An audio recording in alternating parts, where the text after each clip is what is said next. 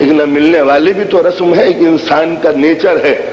بیٹی نے کوئی بات کہہ دی، باپ روٹ گیا، بیٹے نے کوئی بات کہہ دی، نہیں بولیں گے، بھائی نے کوئی بھائی کہہ دی، اب ان سے بات نہیں کریں گے، انہوں نے چونکہ گھور کے دیکھا تھا لہذا شادی میں نہیں بیٹھیں گے، ان سے چونکہ ریلیشن ٹوٹ چکے ہیں لہذا میت میں نہیں جائیں گے، انہوں نے یہ بات کہہ دی تھی ان کو چھوڑ دیا، انہوں نے یہ بات کہہ دی تھی ان کو چھوڑ دیا۔ مولا کائنات فرماتے ہیں بھول جانے کی عادت ڈالو ورنہ دنیا میں اکیلے رہ جاؤ۔ سب سے روٹتے رہے کہ انہوں نے گھورا کیوں تھا، یہ ٹہلے کیوں چلے تھے، یہ مسکرائے کیوں تھے، ان سے بھی ریلیشن ختم، ان سے بھی ریلیشن ختم۔ تو ظاہر ہے کہ دنیا میں ریلیشن ختم تو ہو سکتے ہیں مگر انسان معاشرے کا ایک وجود ہے جو سماج میں زندہ نہیں رہ سکتا جب تک کہ چاہنے والوں کے درمیان زندگی نہ گزارے۔ اس لیے کہ زندگی میں دو چیزیں آتی ہیں، ایک غم ہے اور ایک خوشی، ان کے بغیر انسان زندہ نہیں رہ سکتا۔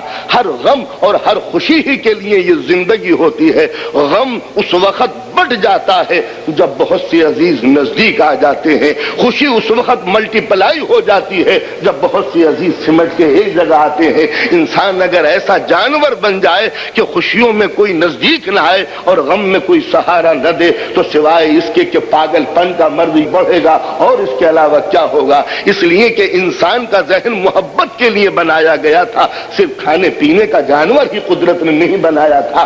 اگر انسان کو اس دنیا میں ممتا، پیار، محبت نہیں ملتی تو انسان پاگل ہو جاتا ہے۔ یہی وجہ ہے کہ وہ تمام کنٹریز، وہ تمام کلچر، وہ تمام ماحول، وہ تمام سماج کہ جس میں محبت نہیں ہوتی، صرف ٹریکل ٹافی لائف ہوتی ہے، اس کے اندر پاگل پن کا مرض بڑھتا چلا جاتا ہے۔ حسین لقمے اس کے لیے زہر بن جاتے ہیں، لذیذ غذائیں اس کو تباہ کرنے کا سبب بن جاتی ہیں، کپڑا پہننے کو جی نہیں چاہتا، عشرت کی زندگی اس کے لیے بھیانک خواب بن جاتی ہے۔ لہذا انسانیت محبت کے لیے ہے، صرف پیٹ بھرنے کے لیے تو جانور ہی بہت زیادہ تھے دنیا کے اندر۔ لہذا ضرورت ہے کہ اس سماج اور سوسائٹی میں سکون کی خاطر انسان محبت کو کریٹ کرے، محبت پیدا کرے، اور محبت جبھی ہوتی ہے جب ایک سوسائٹی ہو، اور سوسائٹی میں جبھی زندہ رہا جا سکتا ہے جب سوسائٹی کی مارکیٹوں میں محبت کا